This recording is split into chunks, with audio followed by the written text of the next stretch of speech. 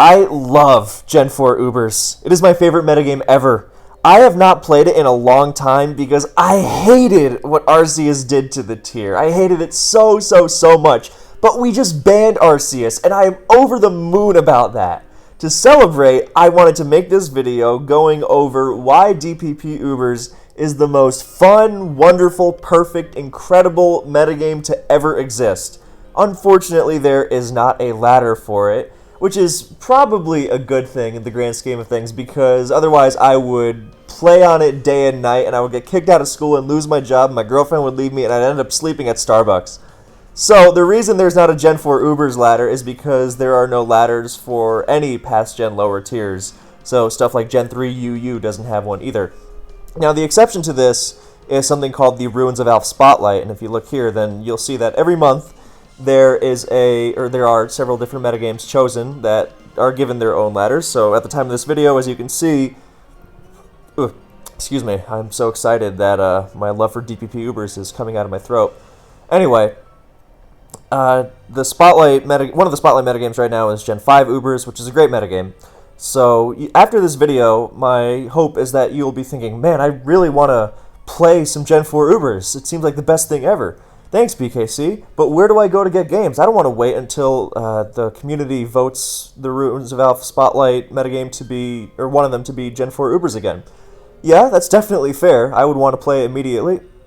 So, one place you can go is on Showdown in the Ruins of Alph room. Then you can ask for DPP Ubers. I see people coming in and asking for games here all the time. You can try the same thing on Smog Tours, although that would probably work pretty well too, actually.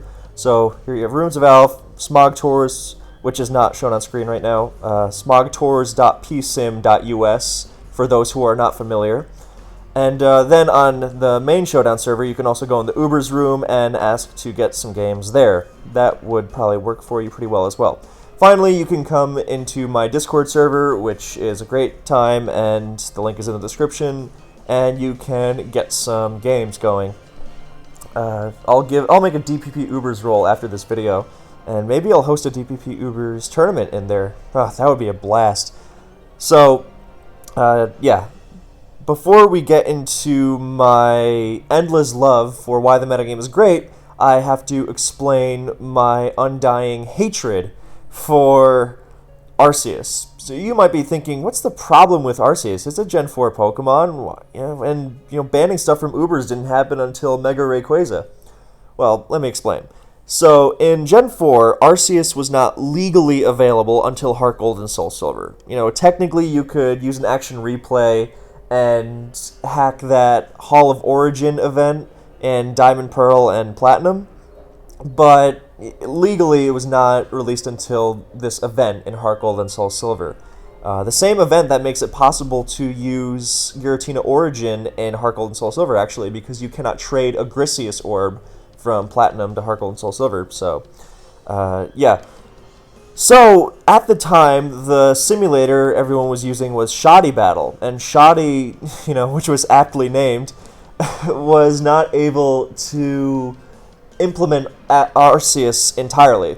I loved Shoddy, for the record, and I think this was actually a blessing in disguise, because its inability to implement Arceus correctly was beneficial for the metagame, because as you are going to hear very soon, I do not like what Arceus does to DPP Ubers. So, you might be wondering, well, what was so hard about implementing new Pokemon? Didn't they do the same thing when they added new Rotom and Shaman and Giratina forms in Platinum? Yes, they did, but the thing about Arceus is that it can only have 100 EVs per stat. So, the reason is it was released at level 100, and that means to EV train it, you can only take the method of giving it those items like protein, iron, calcium, zinc, Carbos, HP up. So, and those max out at 100 EVs. Otherwise, everyone would just give them EVs until 252 or whatever. So, that was tough to implement, so it was just never allowed. And I think that was for the better, because I think Arceus is too good for DPP Ubers. Like, I'm not saying that it outruns and OHKOs everything, Mega Rayquaza style, no. But I think its effect on team building and battles is really dumb. It's still really good, even with 100 EVs in every stat. It's really, really bulky. It's really, really strong, especially because it gets a free boost with its plate, and you can't trick it away or anything. Oh, and it's also really fast for the tier, because even without maxed out EVs, with a positive nature, it hits 331, as later in this video you will see, is really fast for DPP Ubers, and with a neutral nature, it's 301, which is still really, really good. So, that's not even getting into how good several of its types are, and it makes things really tough and restrictive in the team builder, and in battle, it's so strong and bulky and fast. I hated it. I really, really hated it. So, around the time Smogon moved to Pokemon Online, then there was a Farseus tournament. It was called a Farce because it was not able to use all its EVs. And it was pretty much universally agreed that this thing was dumb. But at the time, Black and White had already come out, so no one really bothered. And then DPP Ubers experienced a rejuvenation a couple years later with some tournaments that were played with it for, nostalgia purposes. And then the Ubers Premier League, which became a yearly thing, so it started getting played more and more.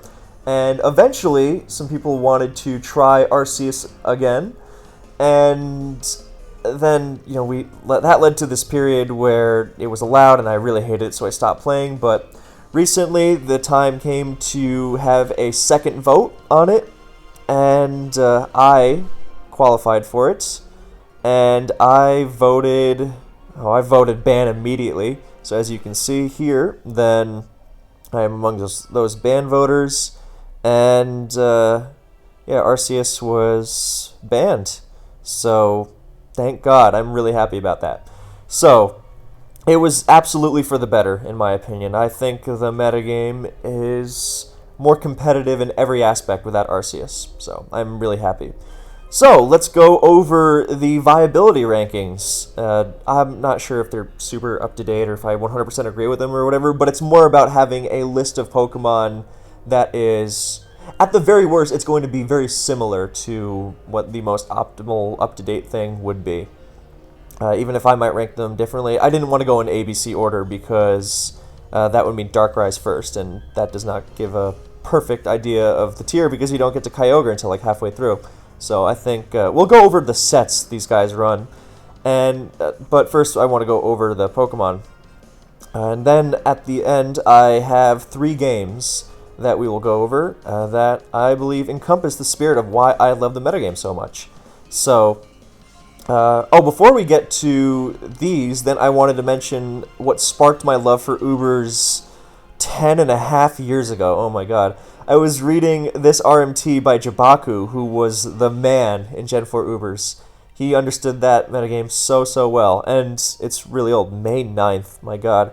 So the images used are, all messed up, so I'm going to leave the link in the description if you want to read it, and not, just leave it like it is on the screen right now.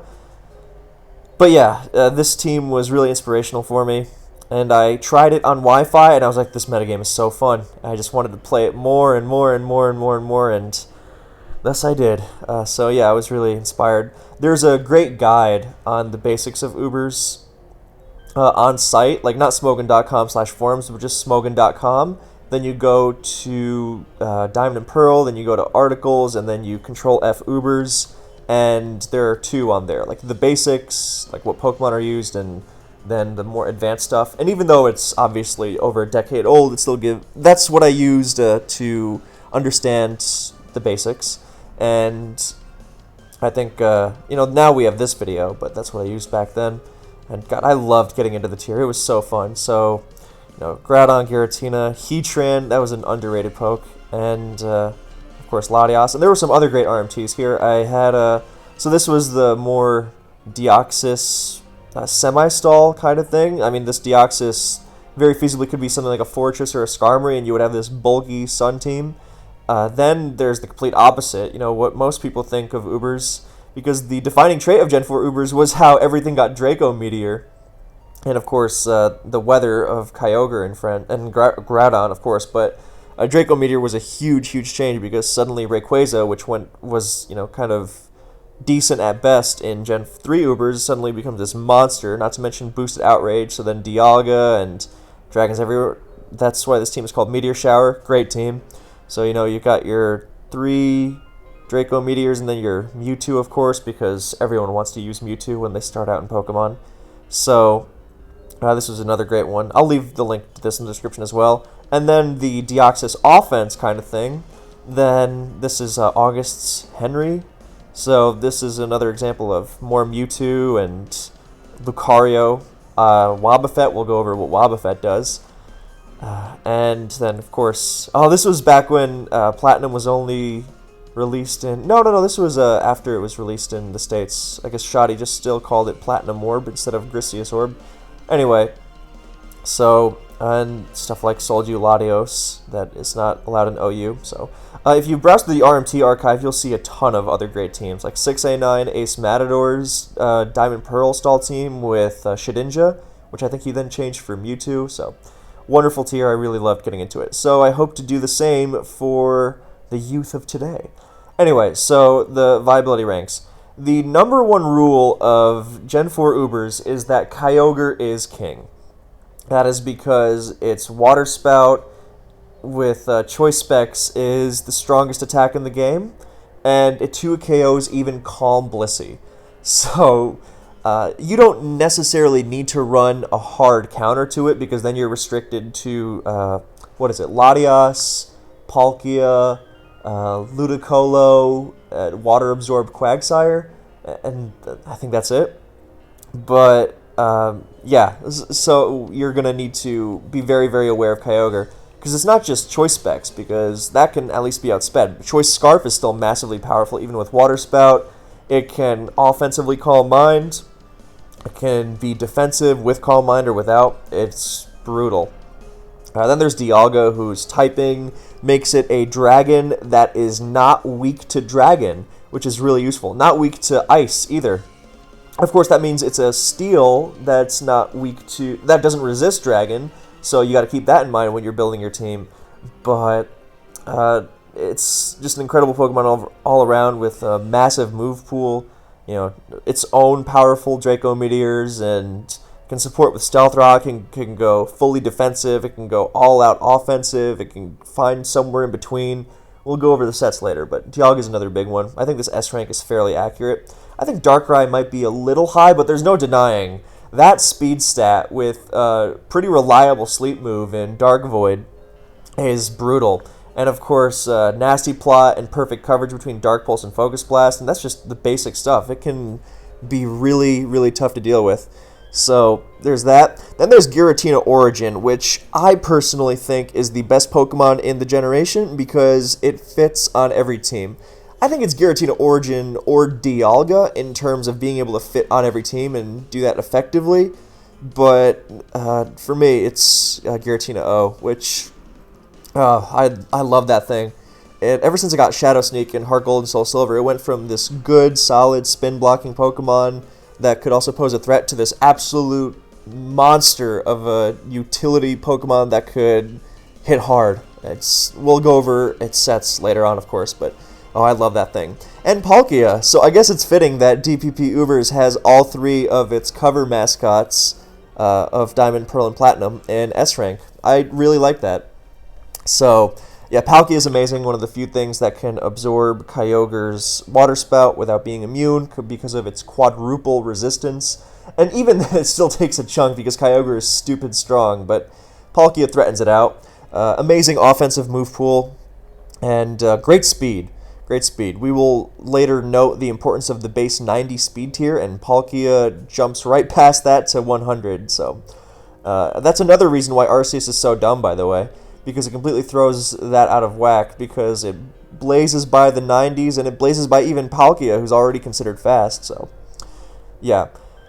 So that's the S rank. Then Deoxyspeed. This is the definitive lead of DPP Ubers. You gotta be able to deal with Deoxys Hyper Offense. That is the stereotypical Ubers team because Stealth Rock spikes and then, an assault of Draco Meteors and Kyogre and Darkrai, and yikes. So, Deoxyspeed, it can run a lot of sets. Like with the Jibaku RMT, we saw that it could run Trick Scarf.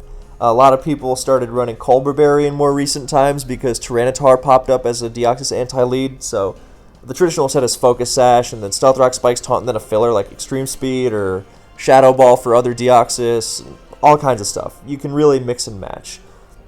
Now then there's Groudon, who is massive because it's physically bulky, it's physically powerful. It is immune to Thunder. There are a lot of Thunders in DPP Ubers, and there are not many immunities. So even if you switch in a Resist, like if you switch in a Lottie Twin to a Kyogre Thunder, you can still get ruined by the Paralysis, which is 30%. So that Thunder immunity is really nice. And of course, Groudon can be a massive offensive threat in and of itself. The only other Thunder immunity, I believe, is Garchomp. Well, we have Gliscor now, but that's still risky, because Groudon with the good EVs can reset the rain. So, for example, I like specially defensive Groudon because it can switch into bulky Kyogre pretty well, even not minding a Surf all that much.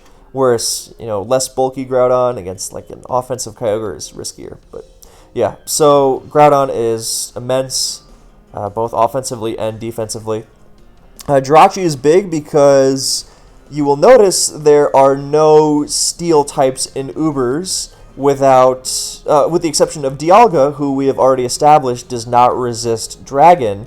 So you're going to need a Dragon resist to stand up to the massive Draco Meteors and Outrages flying around.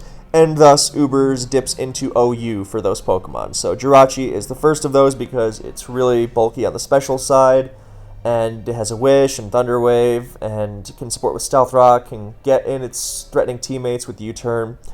Lots of utility. It can be a great choice Scarfer because of its base 100 speed, and its extreme speed resistance, which allows it to check Rayquaza really nicely.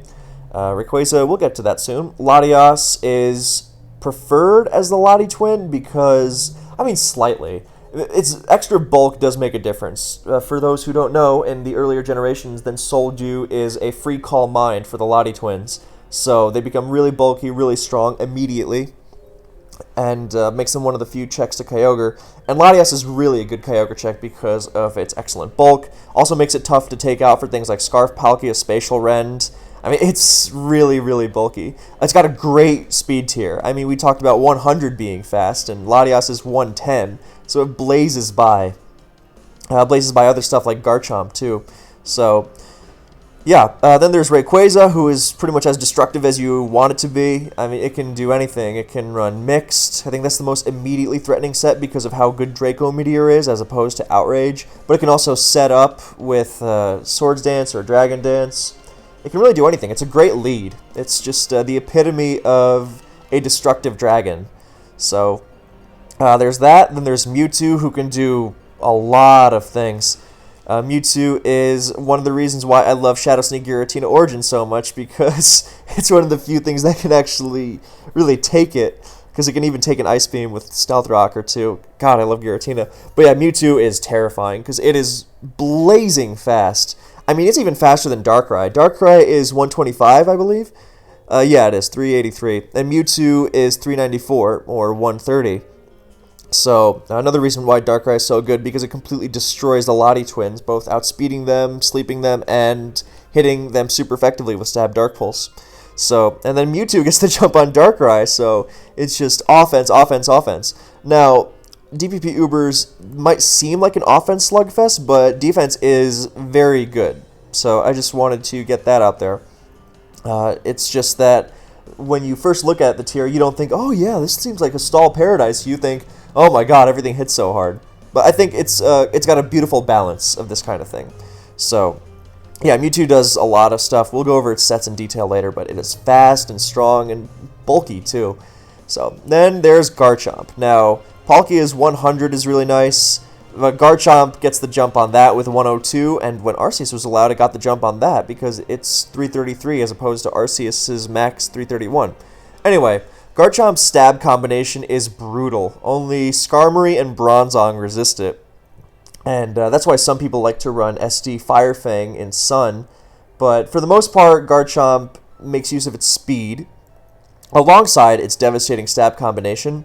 So with a Scarf, it's usually the fastest Scarfer you'll see. Stuff like Scarf Darkrai and Shaman is rare. Shaman Sky, of course. So you're generally going to be cleaning offensive teams up late game.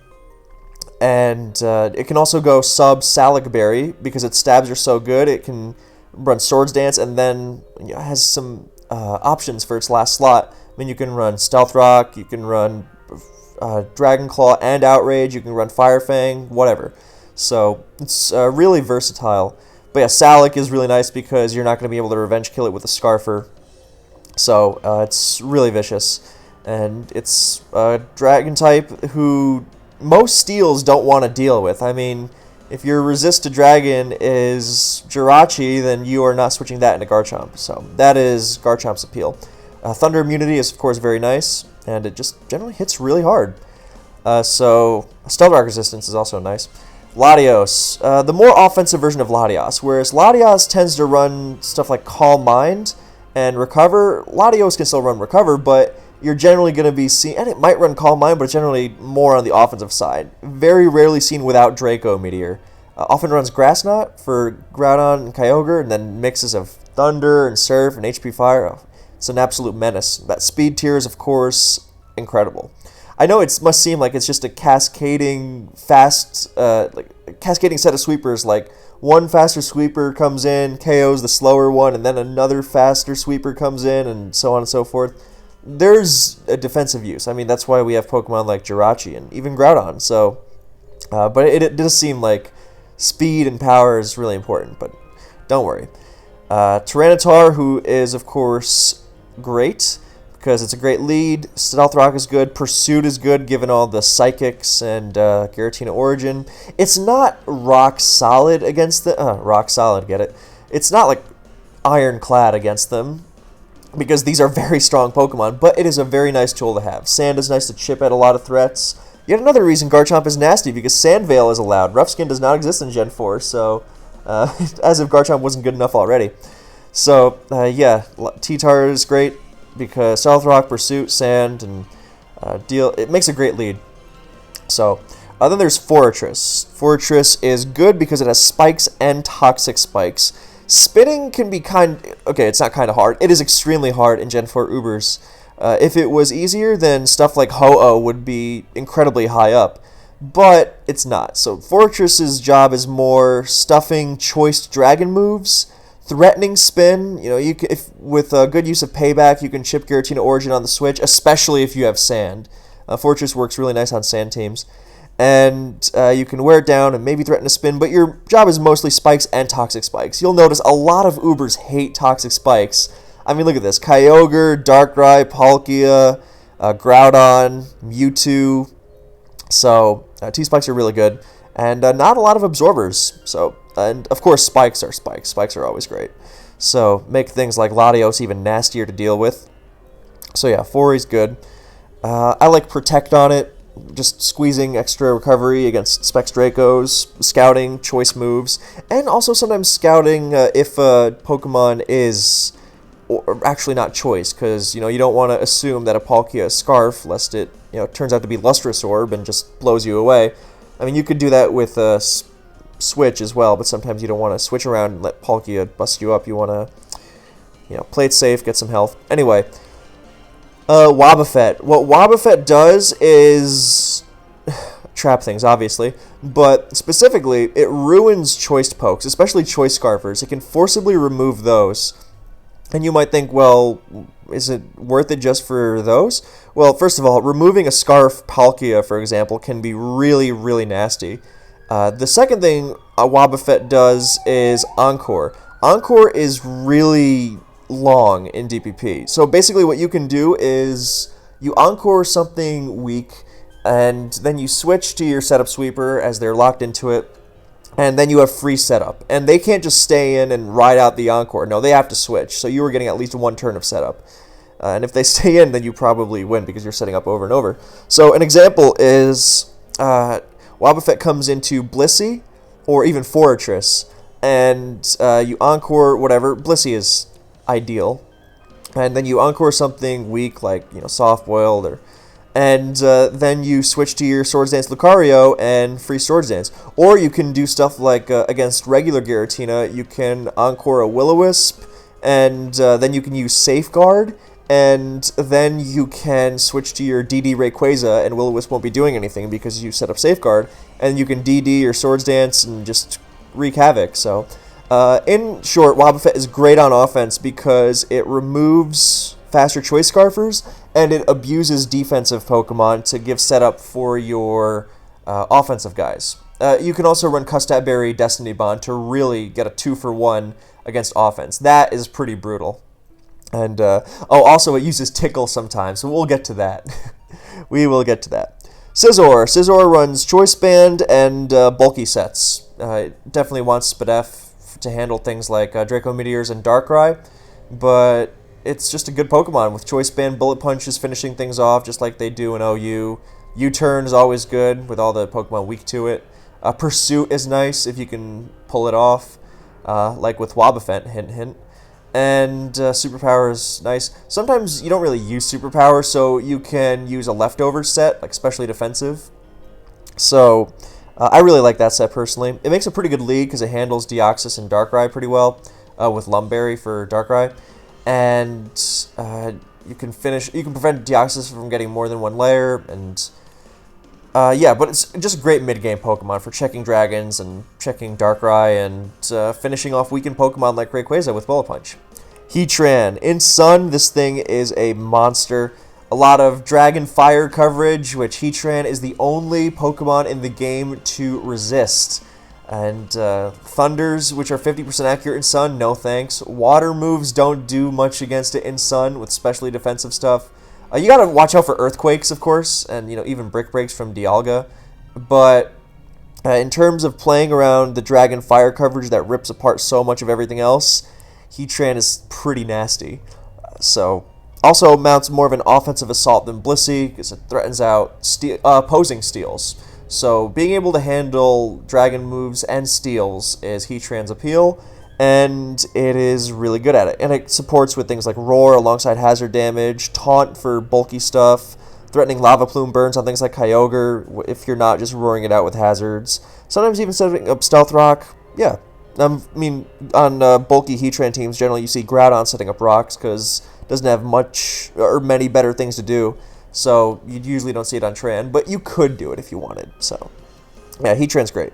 Skarmory, it's really good. I mean, you have to, like with Fortress, you have to be careful about the dragons not being choiced, otherwise you're going to get roasted by a Fire Blast or a Thunder.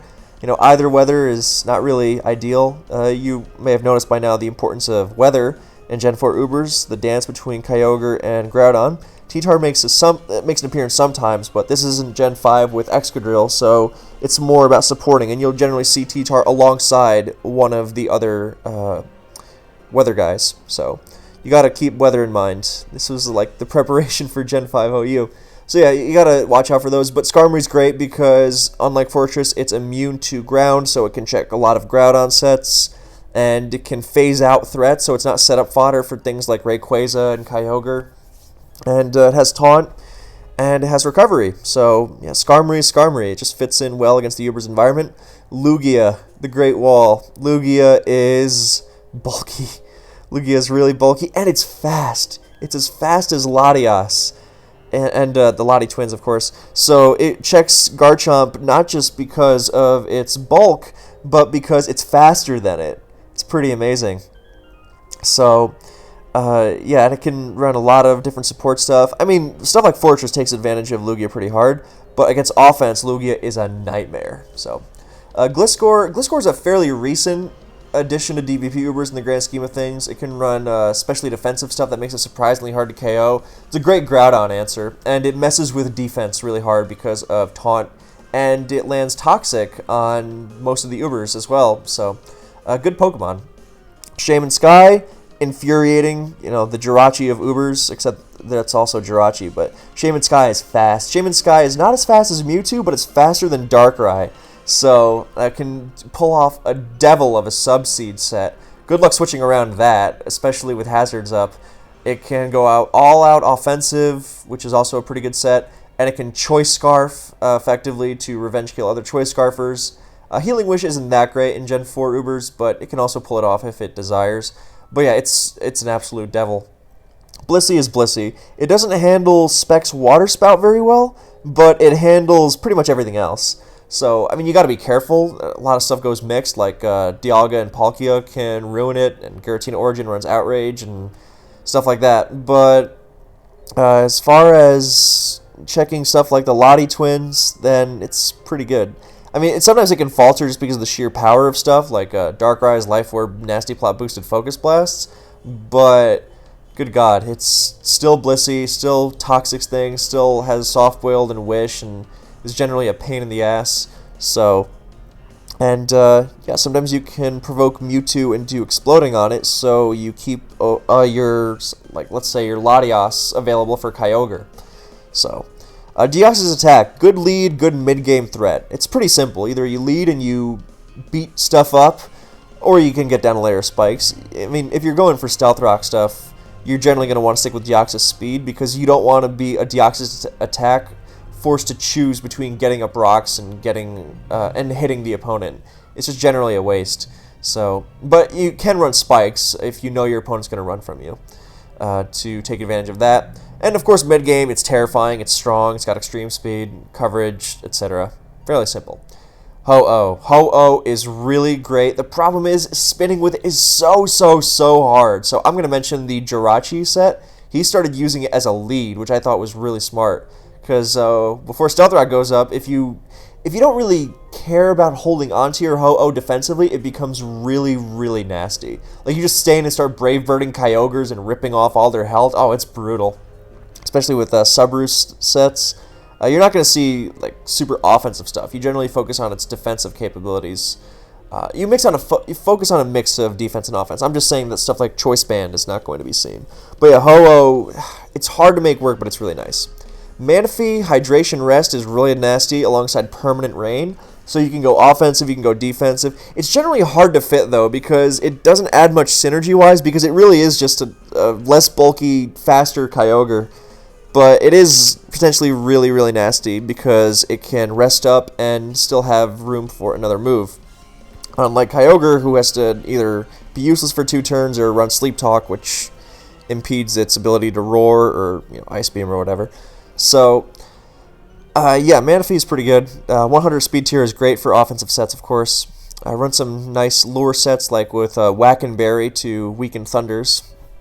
And Hydration is nice. Frostlass is a cool spike sleeve that dominates Deoxys because of Icy Wind and Shadow Ball. Problem is, it really hates T-Tar and Darkrai. So, that's kind of not good. But it's still a very good choice. It's also amazing against Rayquaza leads, because you can spike and hit it with an Icy Wind, because it's not able to extreme speed you because Frostlass is a ghost. So, now we're getting into some fairly simple stuff. Bronzong is just like a Skarm that's Stealth Rock resistant, but bulkier on the special side, and can, set up Stealth Rock and explode and stuff like that. Lucario abuses -2 Draco Meteors better than anything else. It sets up a Swords Dance, and its extreme speed cleaves through stuff, as does its close combat. The base 90 speed tier, really crucial. Kingdra is pretty obvious because, Permanent Rain, let's use Kingdra. Cloyster is a lead a la Frostlass, except it also gets T-Spikes and potentially Spin, although you generally don't pull that off. But you don't pull it off because you run Spikes, T-Spikes, Payback, Ice Shard. So you're also good against Deoxys. Also hates Darkrai. Tentacruel is a great lead. I believe it is an Iris creation. It's T-Spikes and Spikes. Sorry, T-Spikes and Spin. So you get early T-Spikes and you mess with the Deoxys leads really nicely, and you have a great speed tier. 100 is really nice. So yeah, Mew's biggest claim to fame is stupid Baton Pass stuff, which I really don't like, because it can Rock Polish and Swords Dance or Nasty Plot and then pass it to something like a Dialga, and hate that. Mew Pass is really dumb, especially when supported by Mewtwo screens. Yeah, I don't like those teams at all. But our lead Mew is really nice, because unlike Mewtwo, it gets Stealth Rock and U-Turn, so makes a good lead with Explosion and stuff. So, and it also has all the versatility in the world if you want to play around with that. Kabutops is really nice because you may have noticed a dearth of spinners so far, but Kabutops is, besides Fortress, it's pretty much it. But Kabutops, unlike Fortress, is an offensive threat because of, what's it called? A Permanent Rain. It's very fast, and it's a lot stronger, so it can actually threaten to break past Giratina Origin. And against teams without Giratina Origin, its high speed in Rain allows it to pull off a spin against pretty much everything, as well as threatening a lot, because it's really strong, got great coverage. So, yeah, that's Kabutops. It's great. And then now we're getting to the lower stuff, so I'm just going to breeze past most of these. Metagross can do a couple things like Agility or Scarf, good sets, but I think Lead is generally the best. And you can, anti-lead Deoxys, you can set up Stealth Rock, you can threaten a Boom on Groudon, it's really nice. Giratina regular is, usually it's used on hardcore stall teams. It's like a Great Wall like Lugia. Problem is it doesn't really do damage besides Will-O-Wisp, Roar, and Rest and Sleep Talk, so it's the ultimate taunt bait, but it's really, really, really bulky. It takes +2 crunch from Lucario and like Swords Dance Groudon like nothing and burns them, and yikes. So, yeah, it's generally a very, very passive wall, and that kind of gets in the way. But some players like to use that on more offensive teams, and it can be really nice. Like Subcall Mind regular Giratina is really nasty because Subcall Mind Giratina Origin is nice, but it can't hold leftovers because it's holding Grisius Orb. And Giratina Altered, as it's referred to, or Giratina A, then it can run lefties, and it has Pressure. It doesn't have Levitate. Giratina Origin's Levitate is much better because it makes it immune to Earthquakes and Spikes and Toxic Spikes, but Pressure is really nasty. Especially with all the 8PP Draco Meteors being thrown around. So you can hide behind subs and, stall Draco Meteors and Palkia Spatial Rent really nicely. And if you don't want to go Subcall Mine, some players even like to run Sub Protect. That is really, really gross. I mean, that's where stuff like Heatran makes Pokemon like regular Giratina a liability, but against offensive stuff, Sub Protect Giratina Altered is gross. And some players like to mess around with Scarf, which is another thing that Giratina O can't do, but that's more of a fun gimmick. So yeah, Sub Protect Giratina, I think, is the most universally good set. Then there's Ludicolo. You might think, oh, more offensive Swift Swim spam, and the answer is no. This is one of the best Kyogre counters with Rain Dish and Spadef, because you shrug off its water moves. Ice Beam and Thunder do a pretty nice chunk, but the great thing about Ludicolo is that it heals a lot because of Rain Dish, and Leech Seed, and Protect, and you can sub to really make those even nastier. And then you run Grass Knot usually in the last slot because you actually hurt sub Kyogre and Groudon switch-ins. And some people like Ice Beam. I think Grass Knot is generally better, but yeah, either is usually fine. So yeah, Ludicolo, especially defensive really nicely, is really nice with the special defensive set, and so is Quagsire with Water Absorb, and you can Encore a Calm Minding Kyogre. And the thing about Quagsire is that unlike Ludicolo, it has instant recovery. It doesn't heal with Rain Dish, but it has Recover, and it's also immune to Thunder. And that's obviously really good. And Earthquake Toxic, just generally good wall. Regular Deoxys, it's kind of sad that it isn't really good. Some people like to say that it can use a, what's it called, an anti-Deoxyspeed set. I mean, it's okay. It's not the worst, but we're not going to be going over it because it's not really seen. I mean, we're going to be going over the sets of the Pokemon you're generally going to be seeing. So, but yeah, it's not the worst, but you generally don't see it.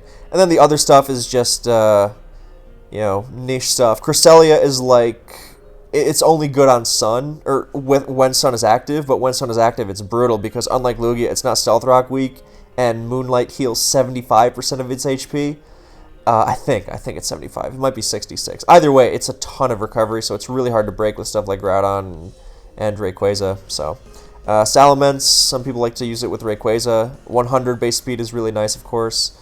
And then the rest of the stuff is mostly just not really worthwhile. I think Deoxys D is probably okay because it's pretty good Mewtwo check, and it can run a bulky Spikes Taunt set, but we're generally going to keep it there. So now let's go over the sets. Now, since we've already gone over the roles of these Pokemon, we're going to keep this brief. So, Darkrai can run a couple things. Are my dimensions okay? Yes, perfect. Okay, so this is the most basic Darkrai set.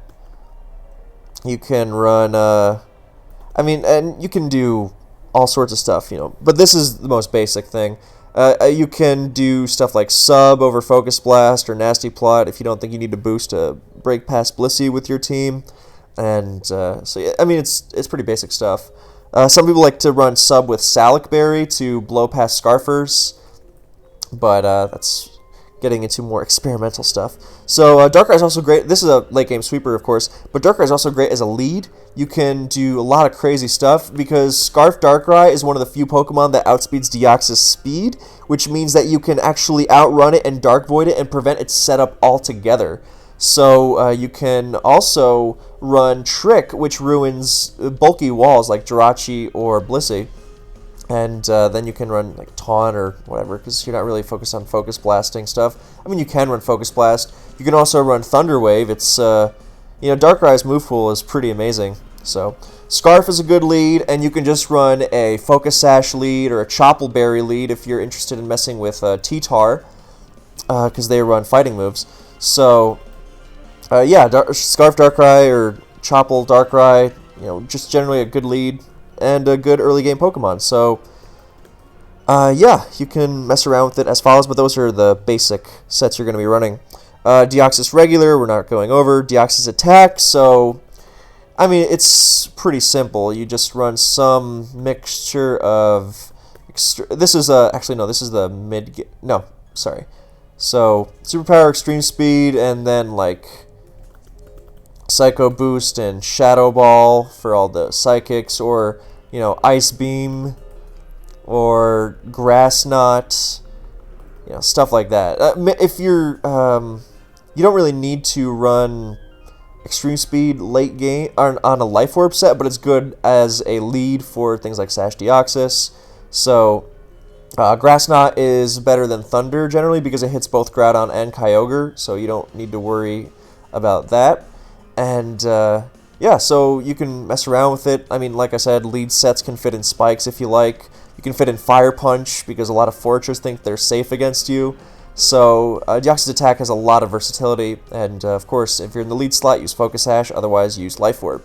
Deoxys Defense, like I said, defensive taunt Spike stuff with a calm nature. But generally, and Knockoff is annoying, but generally not worth it. Deoxyspeed, this is the standard set. Focus Sash, Stealth Rock, Spike, Taunt, Filler, Shadow Ball, E-Speed, lots of speed and lots of bulk generally, or you can go with attack or special attack depending on what you're using. So, it's pretty good. Don't be tempted to use Magic Coat. I see this with a lot of new players. Magic Coat does not bounce back Taunt and Stealth Rock like it does in Gen 5 and later. It only bounces back status in Gen 4, so like Toxic. But yeah, in Gen 3 too, it only does that. But in Gen 4, don't use Magic Coat. So, some people like to run Colbur Berry nowadays, specifically because of T-Tar. So you can Superpower it. You can get a layer of Hazard and Superpower as opposed to...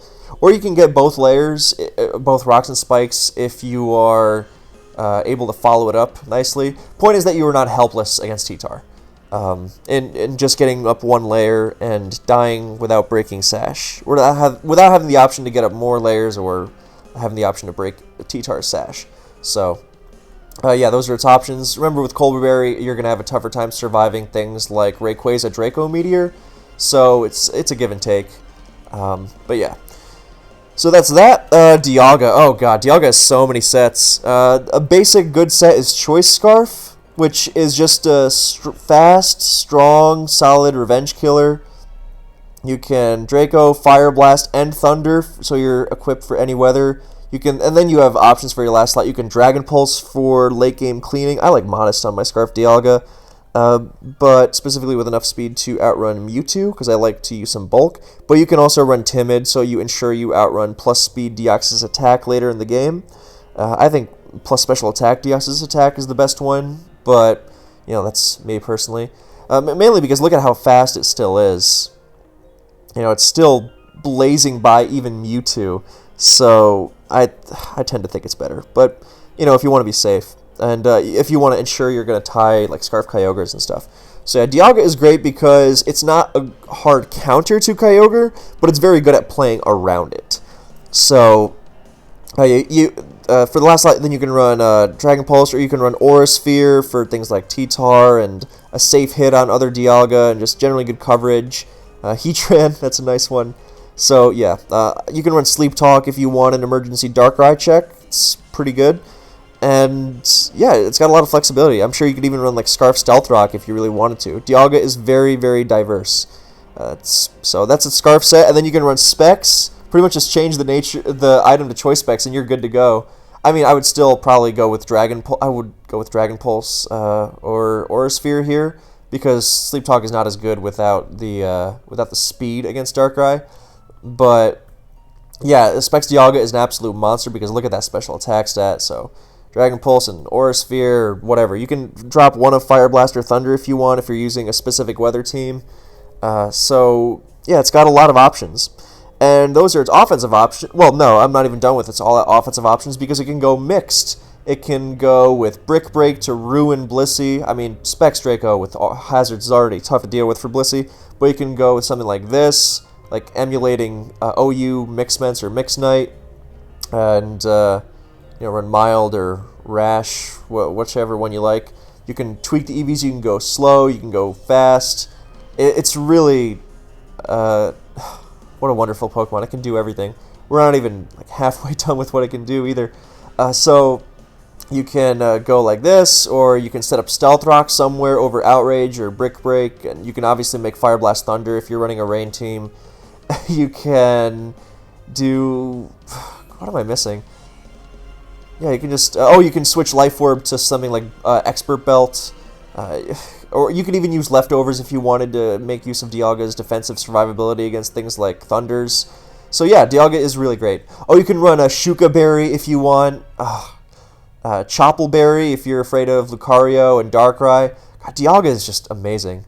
And so you can make an offensive Stealth Rocker. So speaking of Stealth Rock, now we're just going to go to lefties and then Stealth Rock. And it can be offensive, but it can be also defensive. It can be a mix of offensive and defensive because you can just run something like, let's say, Thunder. This is a set I ran on a recent Rain team I used in a Wi-Fi battle, if you want to check that out. It's something similar to this. Max Special Attack, Max HP, because it's still so bulky with just Max HP, but now it still hits really hard. Protect is great for lefties, Scouting Choice moves. Pressure, really gross.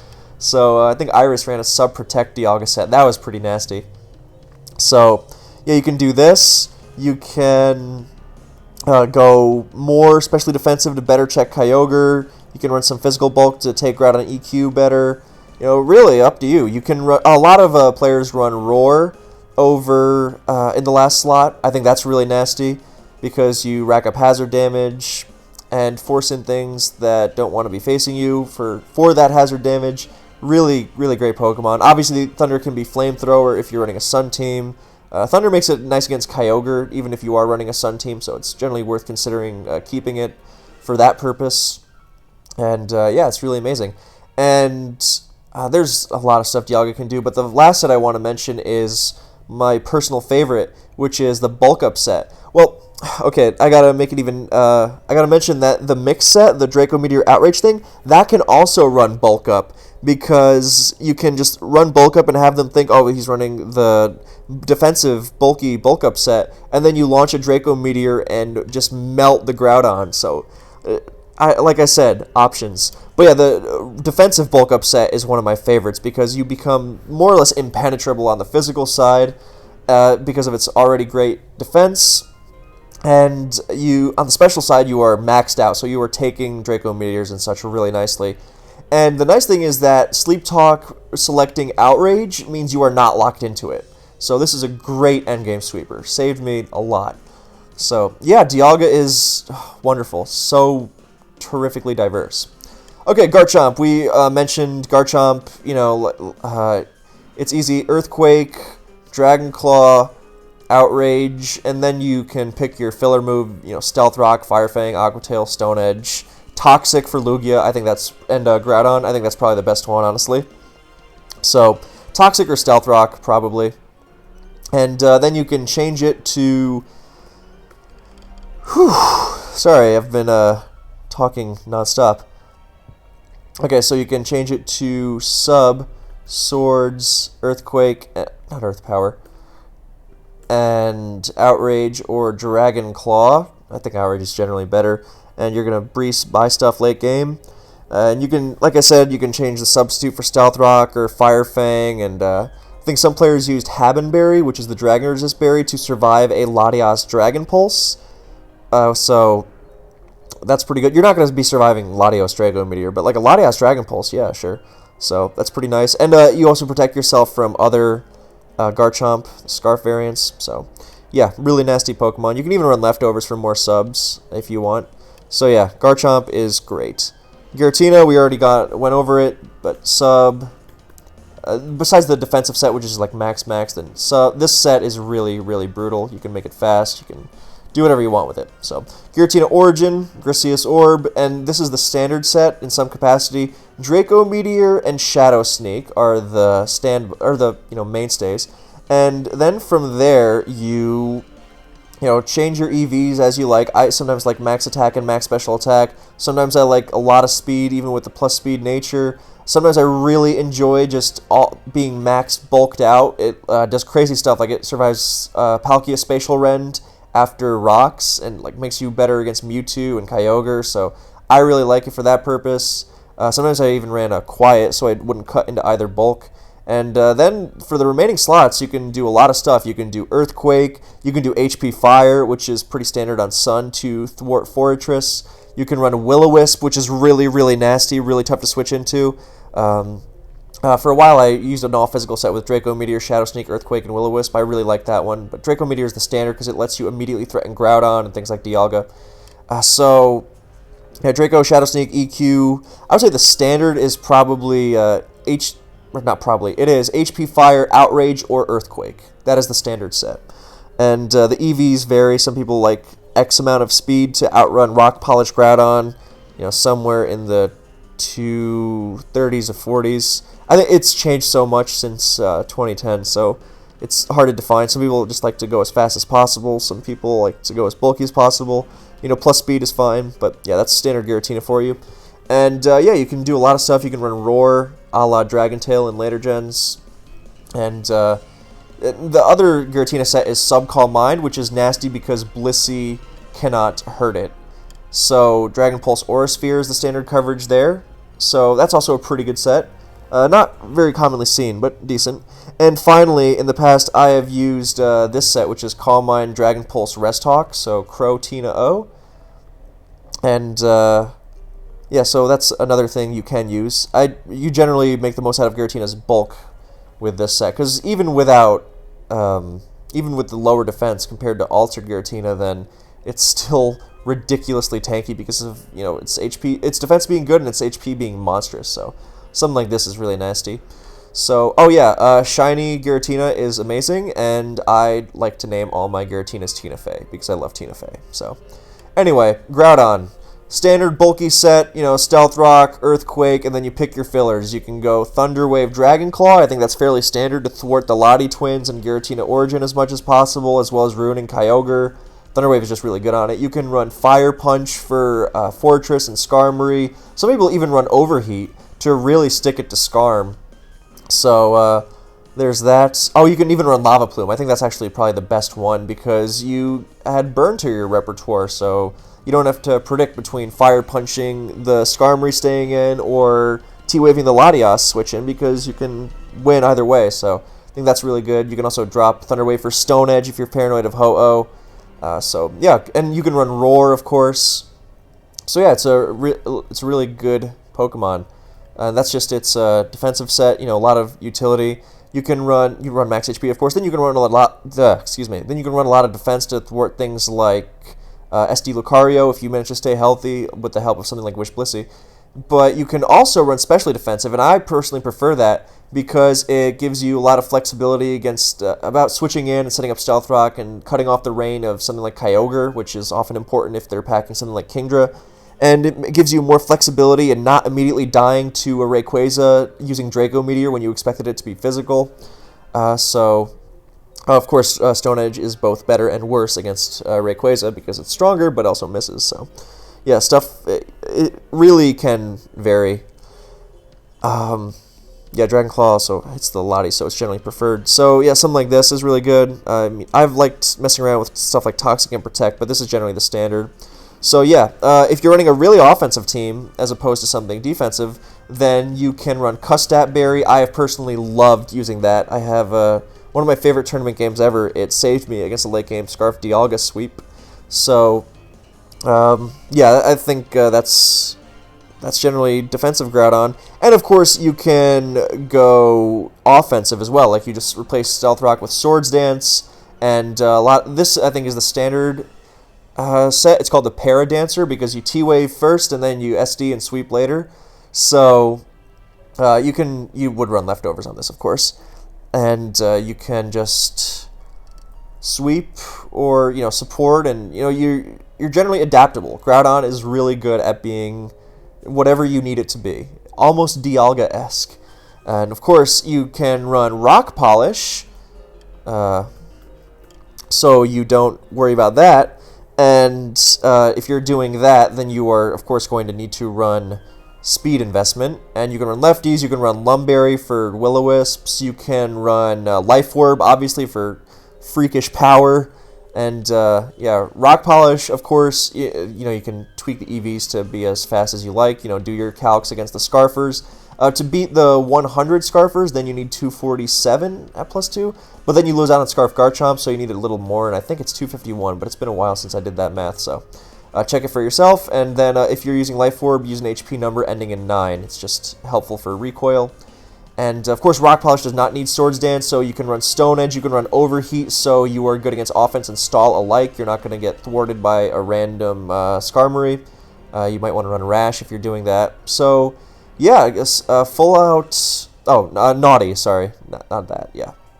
So yeah, Groudon is really, really dangerous. As you can see, it can do pretty much everything you want it to. So these are some standard sets you can run. So that's Groudon for you. Here's Ho-Oh. It's tough. I mean, Ho-Oh, it's really hard to give it a defined set. I personally have liked this with Light Screen because it does dumb stuff. Like, it survives like Specs Kyogre.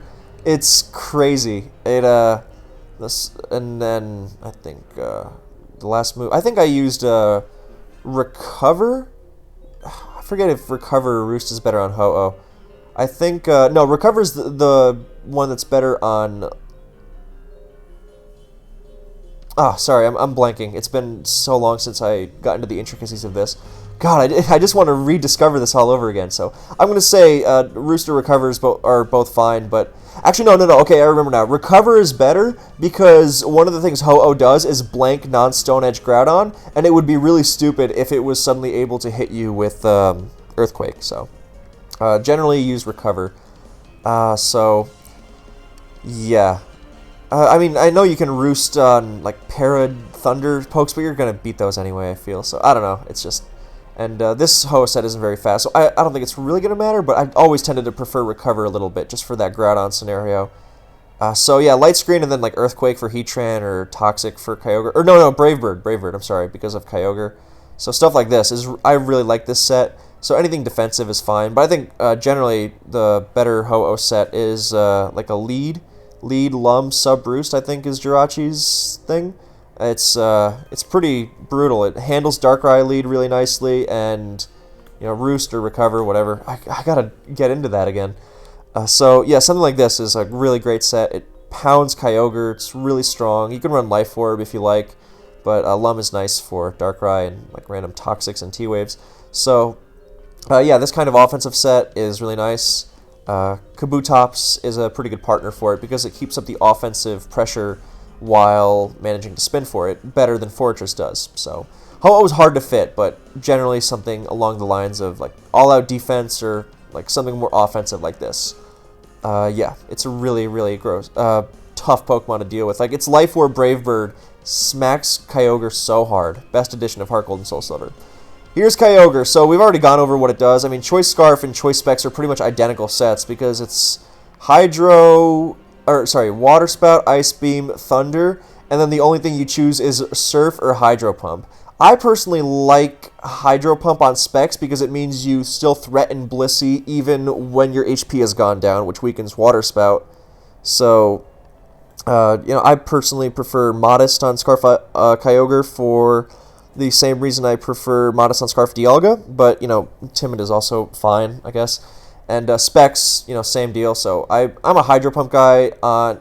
I mean, the Surf is still fine. It's still freakishly strong, but Hydro Pump does crazy things, like bursting through Dialgas that think they can tank a Surf. So, yeah, I'm generally a Hydro Pump guy on both Scarf and Specs. And then, you can run an offensive Calm Mindset, like Jirachi used to run Lumberry. I really like that one, like Super Ogre, he called it. And that's probably better off being Timid, honestly, because you're more for, staying in and trying to break through as much as possible, so better to increase your opportunities. But yeah, Lumberry, helps you get multiple Calm Minds and really ruin Blissey, and generally good, so you don't get instantly ruined by like a T-Wave or Toxic from Jirachi or Groudon. So yeah, offensive Calm Mind is great. You can run lefties too, of course. You can run sub Calm Mind. I mean, it sucks having to choose between Ice Beam and Thunder, and generally you are going to be choosing... Oh, wait, wrong window, sorry.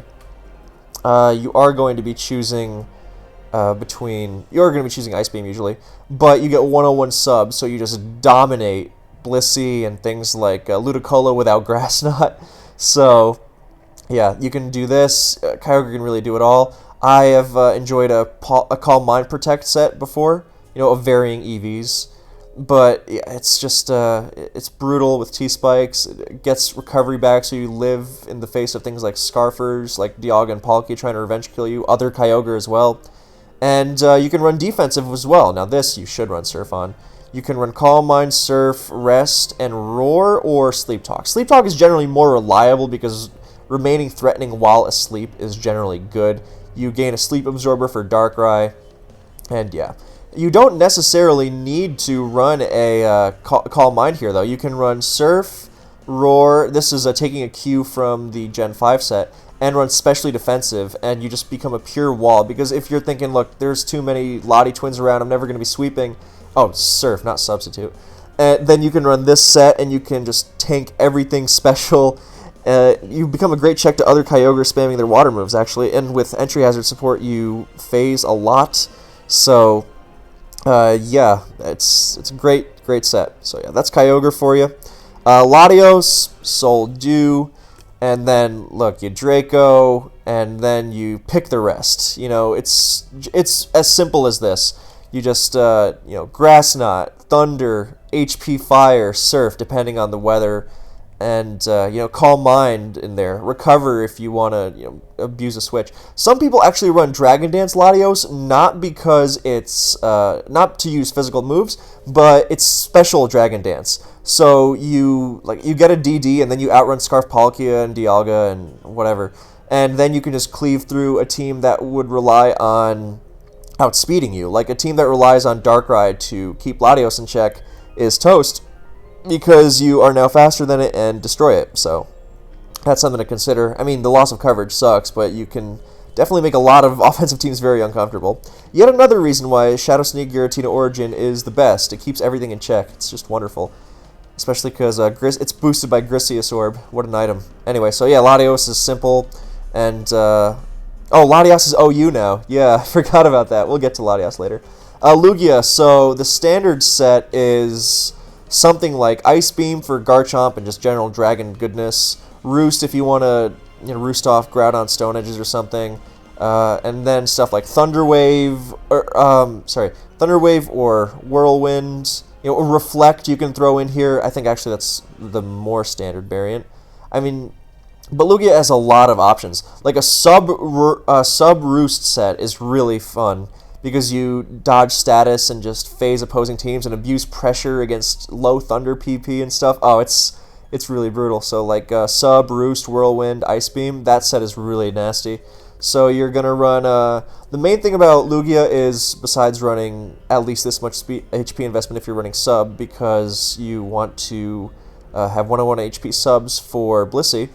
So what you do is you run at least this much speed, and you do the same on Latias and Latios. 192 Timid, because that outruns Garchomp. So that's really big. And then, you know, for every other set, you could just put the rest in defense to take stuff. But yeah. And you can run max. I think that's probably better now more than ever, because the defense EVs tends to be defense investment tends to be a little minimal because of how bulky Lugia is and how fast it is, and the speed is really nice for messing with Latios and Latios. You're not going to be beating them, don't get me wrong, because your Ice Beam does nothing, but like the way you can, you have an option to play against them with more freedom. So, yeah, Lugia is really nasty. And you can try Calm Mind stuff. I've enjoyed Calm Mind Lugia in the past. It's fun. And finally, I got to mention this set, which is really dumb, but it's so much fun. I really enjoyed using it when I was 14. Those were the days. Yeah, I think you know what's coming. Whirlwind's Roar, Rest and Sleep Talk. You know, sleep phasing, fast phasing. It's so fun. This is not a standard set by any means. I want to stress that, but it's so much fun. And I'll probably use it in my next Gen 4 Wi-Fi battle in Ubers. So yeah, here's Manaphy. He can either use a bulky set a la Kyogre, so like Bold Nature, Calm Mind, Surf, Rest. But then you have the thing where you have an extra move because you don't need to Sleep Talk. So you generally run Ice Beam, or you can run I think you can run Grass Knot is good for Groudon and Kyogre. So you can generally do that, and yeah, you can do that. If you're resting up, you use Calm Mind, but if you're going offensive, then you use Tail Glow. Tail Glow is only, don't be fooled by this. Tail Glow only is a nasty plot in Gen 4. It started being +3 in Gen 5, so this is an outdated thing, or it's just wrong, because Tail Glow is +3 in more gens than it isn't, but yeah. You run that, and then Ice Beam and Grass Knot, and you're just this basic. You're the super fast, strong, offensive Suicune in Ubers, and like I said earlier, you can run Whack and Berry if you like. It's pretty neat. I think the Smogon analyses, like if you go on smogon.com/dex, or smogon.com/ Just Google like Kyogre Smogon, and you go on its Dex page and go to the Gen 4 one, and then you go through all the other Ubers analysis. I think those are still pretty good. I know they're really old, but the general stuff for like Manaphy is generally going to be fine. But yeah, these are the two main sets Manaphy runs. So that's Manaphy for you. You, like we already said, I actually am not familiar with the EVs because they're so scattered. But yeah, Taunt. You know, Rock Polish. Please don't use this. It ruins the fun. Sort of nasty plot actually, and then Baton Pass. So yeah, screw this thing. It's dumb. The cool set is Stealth Rock, Taunt, U-Turn, Explosion. This is like it's not amazing in terms of, you know, instant pressure with Deoxys, but what it is good at doing is preventing slower Stealth Rock from stuff like Dialga and Groudon, and getting up your own rocks. And unlike Deoxys, it has U-Turn and Explosion. Those are some really good moves. So you're going to want some speed, like 308 to get the jump on the base 90s, and then, you know, max HP, and then you throw in your bulk probably into special defense to take Draco Meteors and stuff. So yeah, it's a good Pokemon. It's a good lead, and it helps you function mid-game, and Shiny Mew is awesome. So Mewtwo, oh god. So yeah, your basic...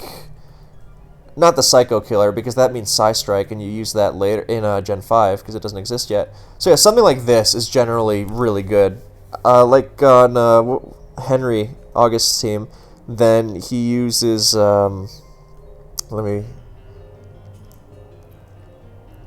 Yeah, see, this. I think this is the set he uses, so you can run Timid with Self-Destruct. I personally like Hasty. Even Naive, honestly, so you're less vulnerable to Giratina Shadow Sneak. But yeah, I don't like cutting into Self-Destruct's power, but you can really tweak this as much as you want. You can run Fire Blast, you can run... Well, Psychic isn't very good, but Fire Blast is good. Does it get Grass Knot? You could probably run that pretty effectively. Yeah, it does. So, yeah, lots and lots and lots of options for Mewtwo. Some people like to run Calm Mind with lefties. So you can run Calm Mind, Ice Beam, Thunder is generally the best coverage. And then from there you can run Recover, or you can run Sub or Taunt to ruin Blissey. So Taunt is also good for defensive Pokemon in general, but Sub is a ruiner of Blissey, especially if you run 101 HP subs, which will, combined with pressure, you should be fine in that department as long as you keep it healthy, so you can create as many subs as possible. So yeah, and so Mewtwo is just really, really diverse, nasty. It can do whatever you want. Makes a pretty good lead with Lumberry, actually, just an attacking Lumberry lead to ruin Darkrai and just damage as much as possible.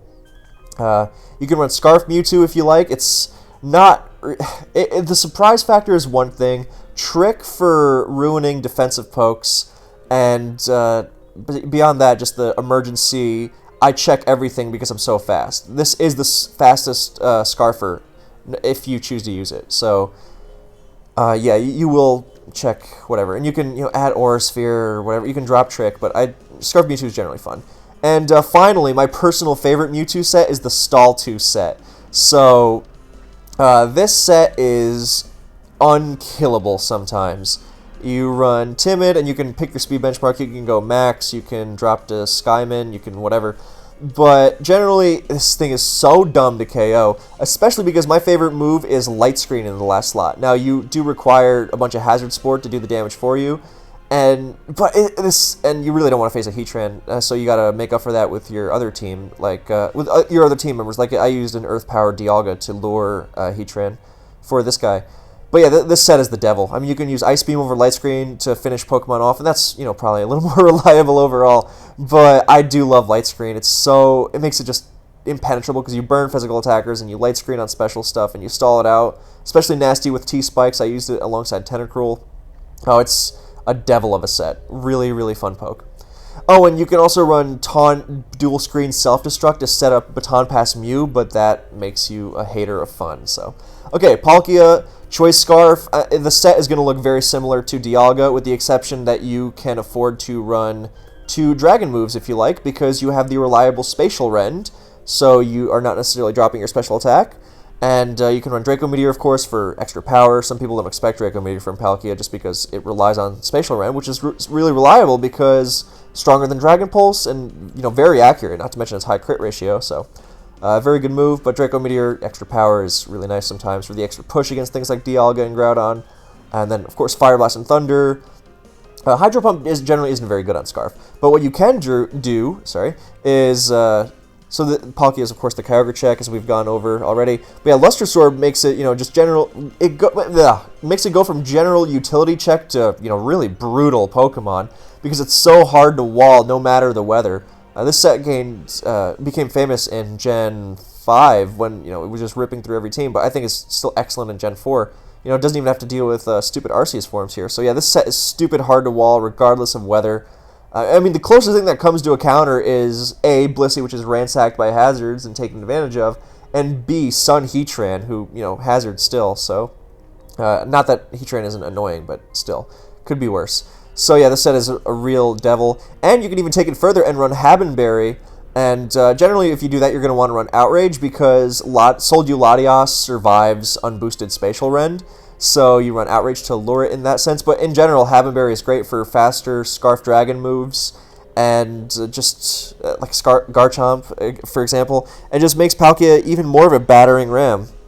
So, yeah, it's a terrific, terrific Pokemon no matter what you do. It's also got some other nice options. Oh yeah, on this set, I also ran Lumberry a few times just because it switches into Kyogre and I wanted to shrug off Thunder Paralysis, and it also makes it a pretty nice check to Darkrai. So, yeah, Palkia is really good offensively. I mean, you can also do other stuff. You can do, I know some players used to like Bulk Up Outrage to lure Blissey, again, refer to the analysis, or Focus Punch. Sub-Focus Punch destroys Blissey and Heatran. So you can really just ransack defensive teams. So it's, again, lots of options. And a Bulk Up Palkia, a la Dialga, is, I mean, it's a little more vulnerable because it's still weak to Special Dragon moves, but it's still a really nasty Pokemon if it gets going, because it's an incredibly resilient Kyogre answer, and, on the physical side, it becomes pretty much unbreakable, and on the special side, it's got massive, massive Special D, so it's just a great, great Pokemon. Yeah, offensive bulk up and defensive bulk up are great, so, yeah, obviously run leftovers, so. God, Palkia is terrific. Okay, Rayquaza. Very simple. Very simple. If you're familiar with Gen 4 OU Dragonite sets, then you know Rayquaza sets. Except Rayquaza can also use Swords Dance. So look, Draco Fire. Where's Fire Blast? Oh, did you know Rayquaza could learn Energy Ball? I did not. Although it doesn't really surprise me. Extreme Speed for Deoxys, for faster stuff, and Deoxys' Sash, and then the last slot is generally Outrage. Although you can of course run Brick Break and you can run Brick Break or Earthquake for T-Tar and Heatran. This set, another nice thing about Rayquaza is that it's base 95 speed as opposed to base 90. We'll go over the base 90s before we finish this video. I just want to get through all these pokes first. So, yeah, there's this, and then there's... so this is a great mid-game Pokemon, really terrific, but if you're using it as a lead, you could still use Life Orb as a lead, don't get me wrong, but Focus Sash is also really nice. So you destroy lead T-Tar, because otherwise lead T-Tar will survive your hit with its Focus Sash and Stone Edge. And you might be thinking, well, what does the Focus Sash do? Because its Sand is just going to finish you off at 1 HP. And then you remember Airlock. Sand does not exist while Rayquaza is on the field. So that's really, really cool. I love that application of it. So yeah, Sash Rayquaza beats Sash T-Tar, which is a very tough lead to deal with for a lot of teams. So... and you can run Life Orb. It's still very strong, of course, and with it's humongous Draco Meteor and everything. So, yeah, that's Ray for you. Oh, and other sets, standard DD stuff, DD or SD, and you can Outrage, you can E-Speed, Extreme Speed, and then you can. The last slot generally goes to Overheat, actually, so you're not walled by Skarm. Actually, no, that's more on Swords Dance, and this is obviously mixed, so you run Adamant. So you can run SD or DD, Outrage, E-Speed, Overheat, or Earthquake, or Dragon Claw if you really want. It's really, really strong. Also, Shiny Rayquaza is amazing. You know what some people even do is DD Draco Meteor. I mean, it's very hard to pull this off, but the basic, and the EVing can kind of suck, but the basic idea is that early game you throw out your powerful Draco Meteor, and then, late game you DD and sweep. I'm not saying this is very practical, but it's just an example of just how versatile Rayquaza is. So, yeah, that's Ray for you. You can mess around with like Choice Band and Surprise Choice Scarf and stuff if you want to, but that's generally what Ray does. Salamence is, we don't even need to look at it. It's the same as Rayquaza, except it doesn't have Swords Dance. And it doesn't have Extreme Speed, so it's not a good lead. Its 100 speed is nice, but generally Ray is better. But, Mence is also very, very dangerous with DD sweeping, because 100 speed is good. I mean, if you're using a base 90 Scarfer, then, DD or SD, or DD Ray and DD Mence, you gotta be careful of those. So instead, we're gonna move on to Skyman. This is a devil of a set. It's very simple. Sub, Seed, and Stabs. Not that Stab, the other one. So you just run you don't run HP investment because that makes it harder to create subs, and furthermore you want to be as strong as possible. So you got your anti-Darkrai speed, and you're strong, and you have Stab Seed Flare, which rips through Kyogre and Groudon, and you Leech Seed everything else because there are no grass types in Ubers. Not to mention Stab Super Effective Air Slash would thwart any, so yeah, it's a really, really great set. And you can run offensive with like Seed Flare, Air Slash, Earth Power, and Hidden Power like Rock if you're wanting to lure Ho-Oh, although that's really not that good. HP Ice generally to lure Rayquaza, but you can also use HP Fire to lure Steels. And the coverage issues can be kind of dumb sometimes, so generally you stick to this set. But this and Choice Scarf are also good. Scarf with HP Ice. So, Seed Flare, Air Slash, HP Ice, and then, Leaf Storm for extra power. Leaf Storm Shaman is forgotten. It's strong. Or like Healing Wish, or, yeah. So, yeah, that's Skyman for you. Here's Wob, who lefties are Custap. So, I wanted to mention, so Counter and Mirror Coat. So then Encore is the big one, and then the last slot, either you Safeguard, like we said earlier, to provide early setup, or easy setup for Lucario, Rayquaza, ST Groudon, stuff like that, or you can go with Tickle. And what this does is, the EVs, you EV it in its defenses because they're really low and its HP is enormous. This HP investment does nothing, but the defensive investment does a lot. You can just use EVs like this. It's, yeah. Actually, some people you should probably use some speed investment for Blissey. Blissey is around here, I believe. So yeah, if you can outspeed Blissey, that will really help. So yeah, something like that is generally good. You can run Timid for optimal EVs. You know, I haven't run the calcs in years and years. But yeah, something like this is generally good. So, yeah, so the idea of Tickle is that you come in on something like Blissey or Lugia, like Lugia using Roost, and then you Encore, and you lock them into a dumb move like Roost, and then you Tickle them. And you tickle them to -6 attack, which doesn't matter, but more importantly, you tickle them to -6 defense, and then you switch to Pursuit Tyranitar or Scissor and guarantee they're dead. It is gorgeous. Matter of fact, I'm going to pull up a YouTube video of that happening later on. So, yeah. Actually, no, I'm going to do it right now. I got to copy-paste the R because my computer is terrible. So, let me find it here.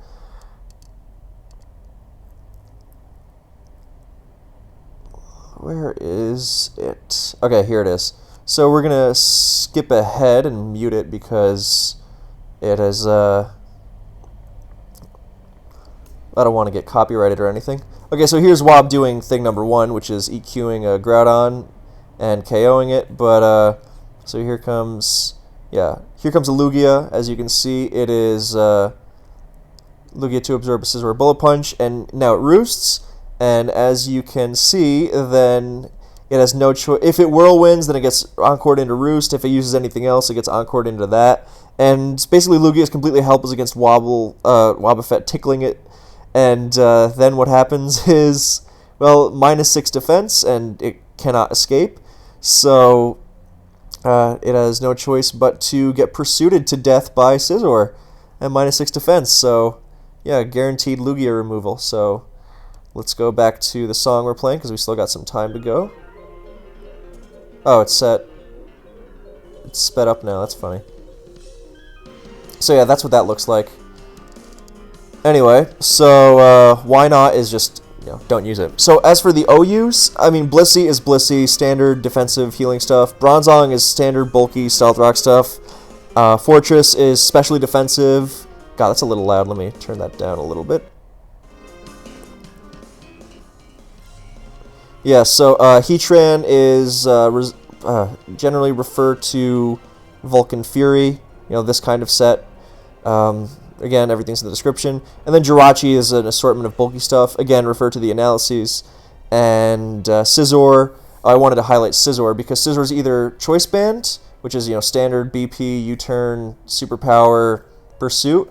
Only difference is that you can run max attack, but a lot of players run, you know, some special attack, a lot of special defense to take Darkrai and Draco Meteors and Spatial Rends and stuff.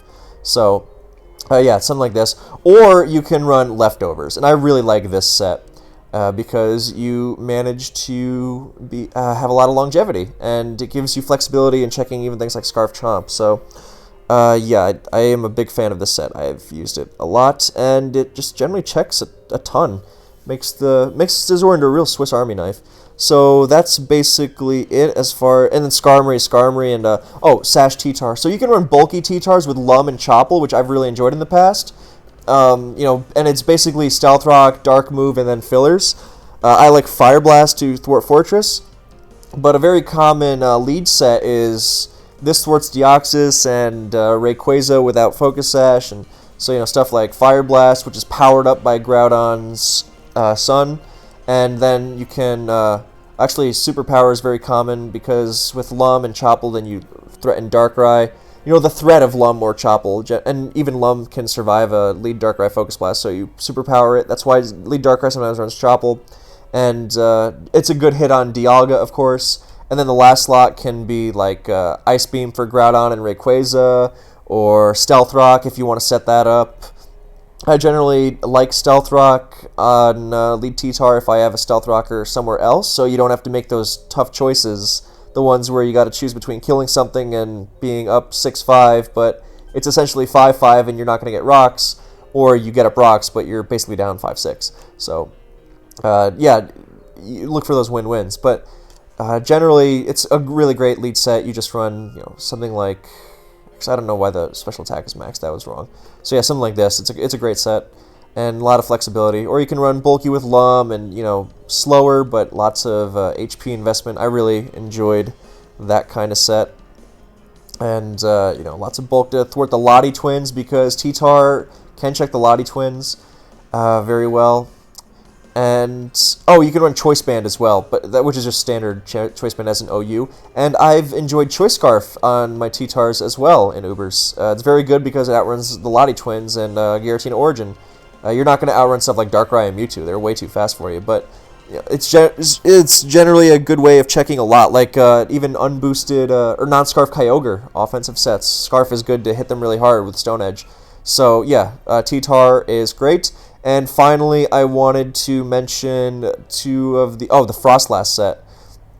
Yeah, it's Sash and then Spikes, Taunt, Icy Wind, Shadow Ball, amazing against Deoxys and what's it called? Rayquaza leads. So yeah, Frostlass is an awesome lead, and then you know, stuff like Quillfish, which is, you know, Spikes, T-Spikes, Payback, Ice Shard, Max Attack, and Max Speed, and the coolest ones for last, Ludicolo, the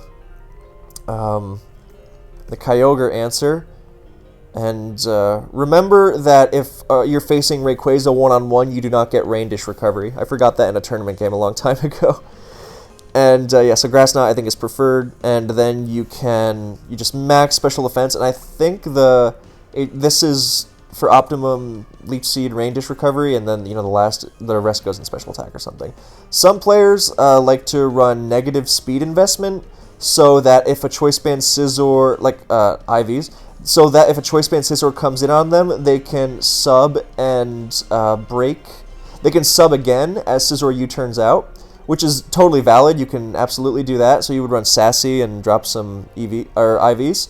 But I have also had situations where I liked subbing in front of the Scissor when I didn't have one up. So it really is up to you. So that's Ludicolo. And finally, Quagsire. And where is Quags? Quag an NU? No, it's not.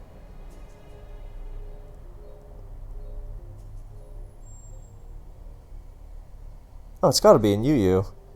I must have just skimmed over it. Where the hell is Quagsire? Oh, it's definitely got to be an NU then. Yeah, of course. Okay. So yeah, this NU Pokemon, the Kyogre answer, EQ, Recover, actually Toxic, Encore, and Recover. So don't physically defensive. You just use Careful. God, I've stalled out like Palkias and stuff with this. It's so cool.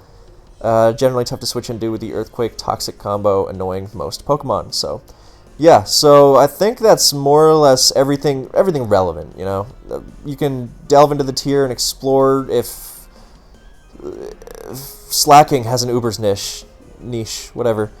But yeah. So, let's see. What else do I want to do? Oh yeah. So now I want to go over a couple of games that I had, and then I think that's going to be pretty much it. So now we're actually going to get a taste of DPP Ubers. This is from, what's the date on this thing? May 11th, 2017. Okay, so I'm Roadhouse Blues, and IDM Pokey Pete is my buddy Jirachi, and we had a best of 3 for the Ubers Premier League. And it was a really great series and showcased a lot of really cool stuff. So that is why I chose it for the demonstration. Let's make sure everything is on screen. Kind of a squeak. Okay. Little bit better.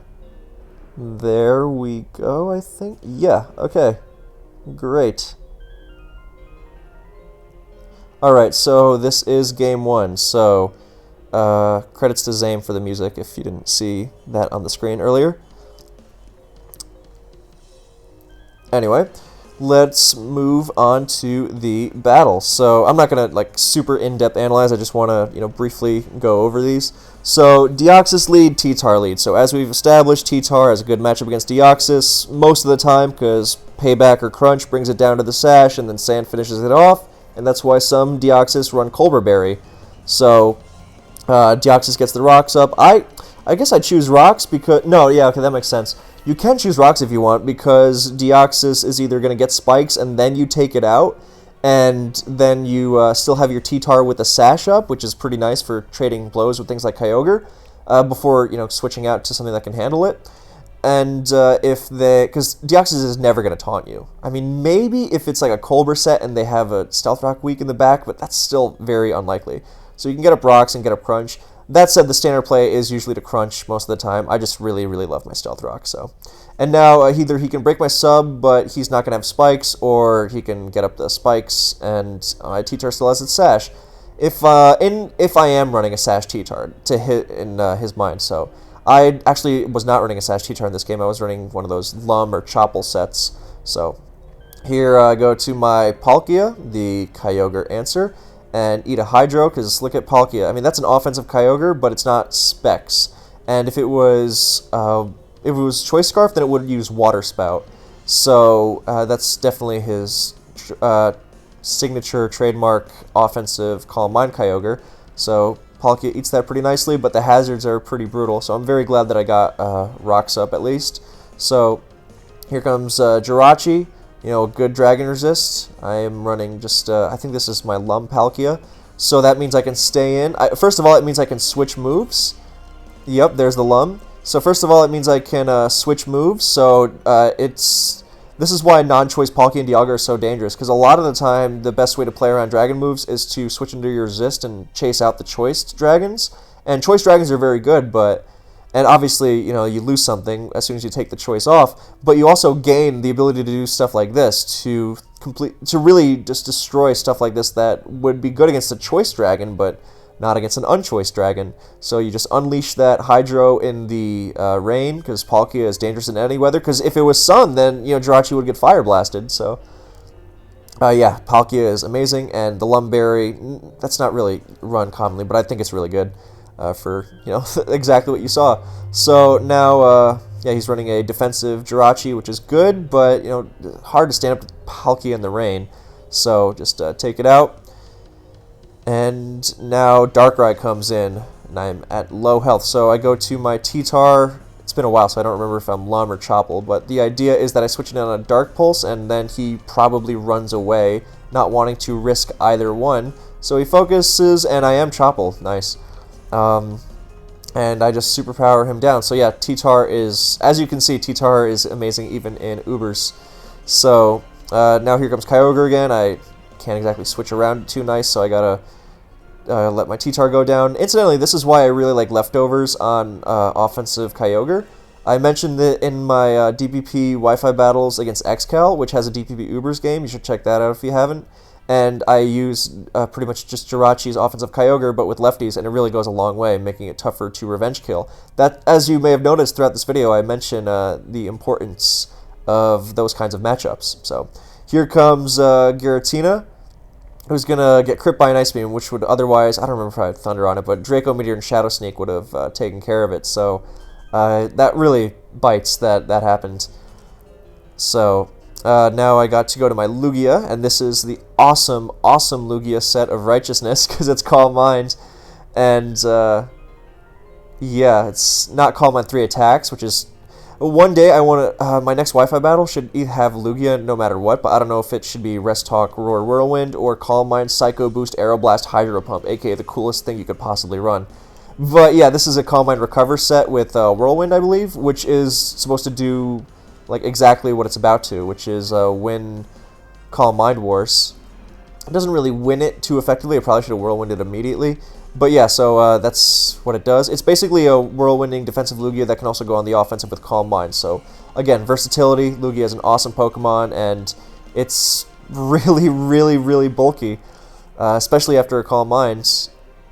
So yeah, I mean, this game is just obviously not going my way, but that's not really the focus here. So I gotta go to my Fori, and here's why I really like Protect on Fori. Every little bit of health helps, especially when you're trying to snag as much as possible. Like, see, Protect there, I mean, it's not going to make much of a difference, but it does allow me to avoid the 2-hit KO from Giratina's Thunders with Stellar Dark and Spike, so you can see the importance of that. So now I go to my own Jirachi, which I think is Choice Scarf, so... yeah, it's Scarf because it was, yeah, so, and then he reveals a Kingdra, so I think I probably, Lugia probably would have been fine. If Giratina didn't get created, probably would have been okay, but, Kingdra's pretty threatening either way, so who knows? Yeah, so we'll just take that game. So yeah, this is another example of how cool Kingdra can be. So Jirachi is a very nice hyper offense team here. So we move on to game 2, where I lead off with my Rayquaza, and now Jirachi leads off with a T-Tar. So this time I break him, and I'm Life Orb, not Sash. So, and this time I'm the one getting hacked. So, hacks is serious so far. But yeah, this is why Life Orb, this is why Sash T-Tar is good, and why Sash Rayquaza is often very good. So, yeah, there's me getting lucky there. Stonage is not common on Sash T-Tar, so it's also reasonable to stay in and try to go for it with Life Orb Ray, especially because Sash T-Tar is often the only Stealth Rocker on their team, so if they attack you, then they're probably not rocking elsewhere. That's why 4-attack Sash T-Tar is probably the best variant overall, but sometimes you gotta fit Stealth Rock on it, so. And now here comes Latios, and I am running a super offensive team, so I can't really switch into it. So I just gotta E-speed it for a good chunk, and that'll help for sure. But I gotta. Oh, notice how airlock means that sand doesn't affect Latios even after Ray dies.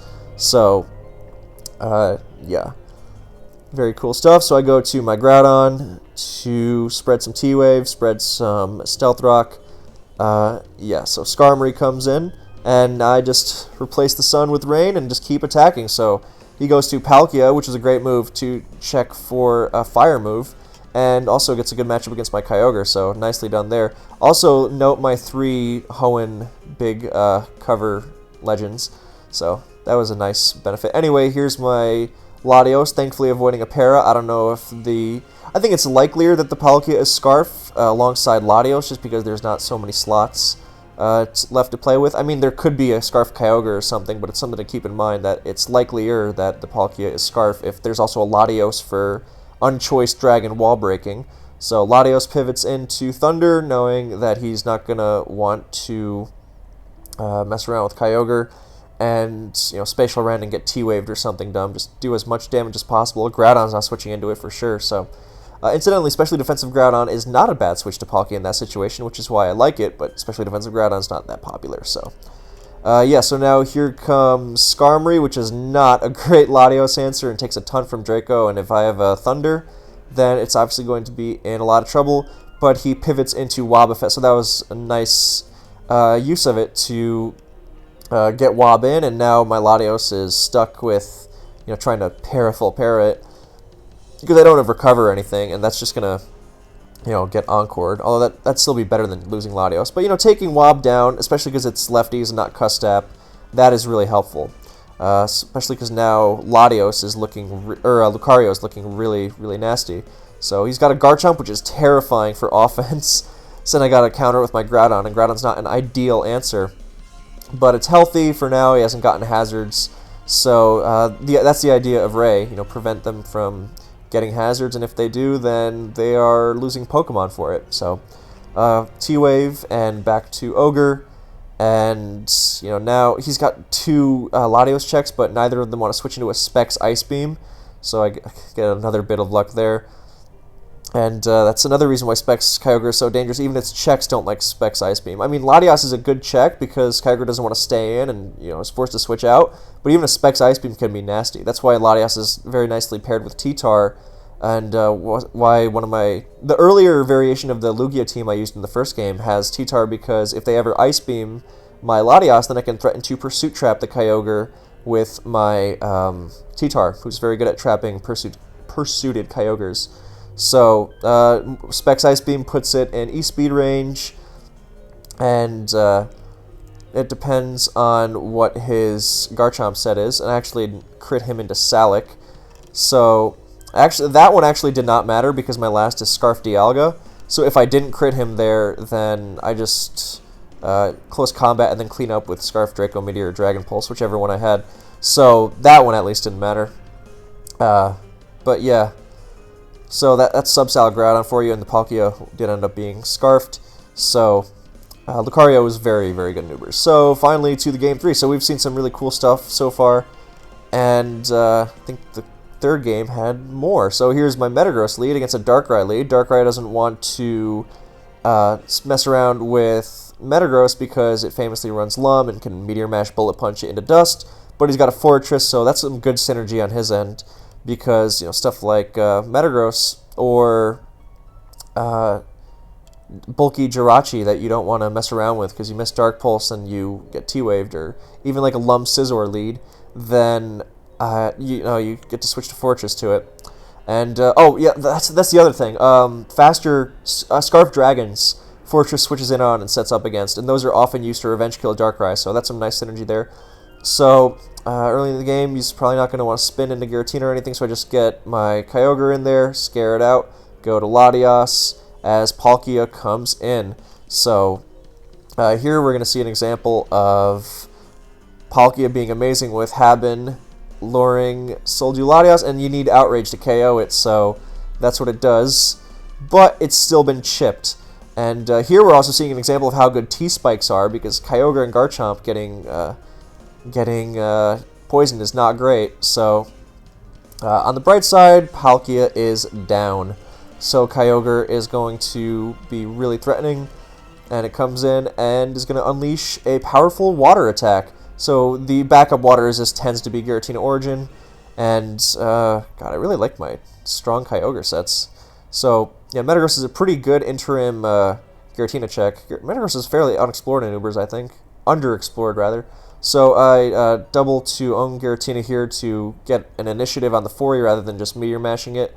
And, you know, payback, fine. I can just spam Thunder, because if he goes Groudon, then that gives me an easy, what's it called, Draco Meteor. So, for very little cost. So he's going to force me out with Darkrai, which is, of course, annoying. But because my Metagross can't take 2 Dark Pulses once it's been chipped. But now that the 4E's been chipped, then I can, you know, get it in and fire off Meteor Mashes. So yeah, now I'm not afraid of trying to let it, paybacking or whatever. I'm just trying to bring it down. You know, if he spins, fine. If he, if he paybacks me, fine. I mean, I don't really mind the damage at this point. So he's just trying to chip Giratina as much as possible, and I'm trying to preserve it if I can help it. So, and now he goes back to Groudon. So another reason for that to be preserved, and now here comes Skarmory. So I don't know what his set is.